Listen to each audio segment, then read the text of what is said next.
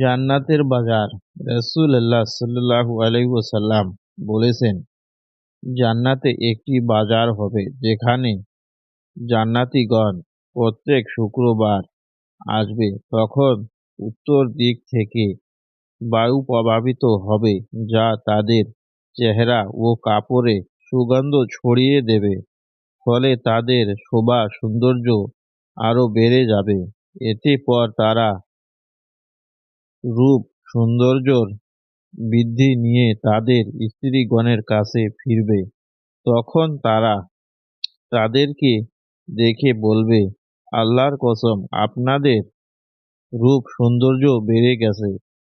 তারাও বলে উঠবে, আল্লাহর শপথ, আমাদের যাবার পর তোমাদেরও রূপ সৌন্দর্য বেড়ে গেছে।